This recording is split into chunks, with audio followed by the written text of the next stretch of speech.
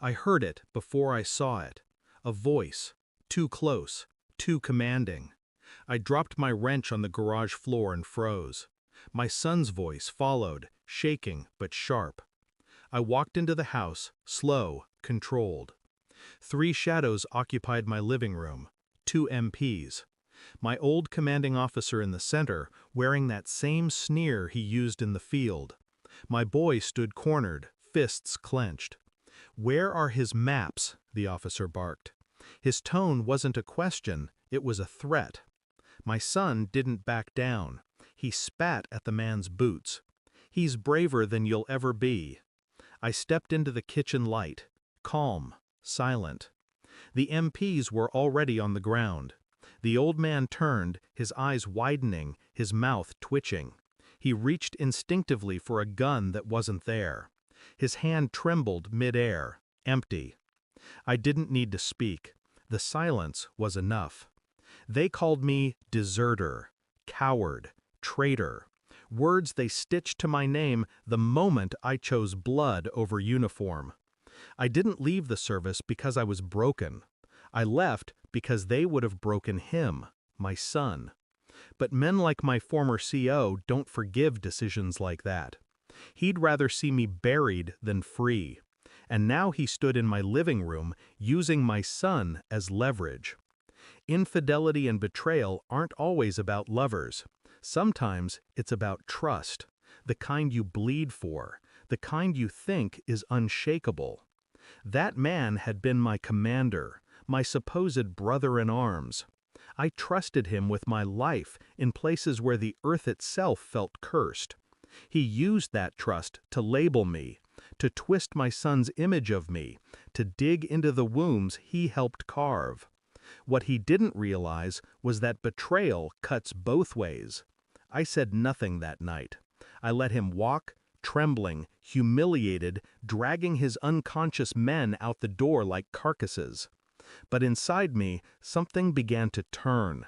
I started listening, watching. His name surfaced again and again. A court-martial file that had disappeared. A deployment report altered. A widow who'd stopped receiving benefits. Every breadcrumb reeked of him. At night, when my boy slept, I spread the papers across the kitchen table. I worked the same way I used to plan raids. Silent, systematic. Except now, the battlefield was my past. He thought he had painted me a coward. He didn't expect me to paint him a liar. Every night, the storm inside me grew quieter, sharper. Rage isn't fire. Rage is ice. It came in a single envelope, anonymously slipped into my mailbox. DNA results, testimony copies, a financial trail that snaked through shell accounts into his pocket. Proof. I read it twice, then once more, not to understand it, but to steady myself. When I finally walked into his office, he looked smaller than I remembered. He tried to speak. I cut him off with the papers, sliding them across the desk. "Do you recognize these?" My voice didn't rise. It didn't need to.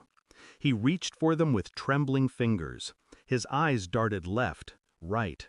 His throat clicked dry. He knew what I knew.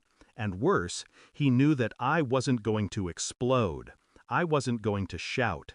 I was going to leave him with silence. That's the cruelty he never trained me to withstand. I leaned forward, close enough for him to see that my eyes weren't angry anymore. They were clear. "You called me deserter," I whispered, "but the only thing you deserted was your honor." He flinched. His lips quivered. I stood, calm, measured, and left the file on his desk. A bomb with no timer, no fuse. Just truth, stripped bare, waiting for the right hands to open it. The MPs wouldn't protect him now. His own men would chew him alive when the truth surfaced. I didn't need to ruin him. He'd do it himself. That night, I sat at my son's bedside. He stirred in his sleep, murmuring my name like a shield. I realized something then. Betrayal doesn't need revenge to be answered.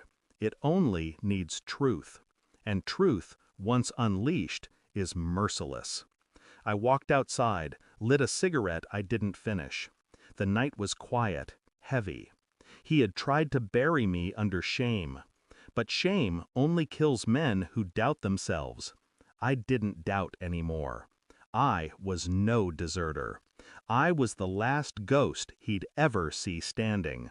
And when ghosts rise, they never leave.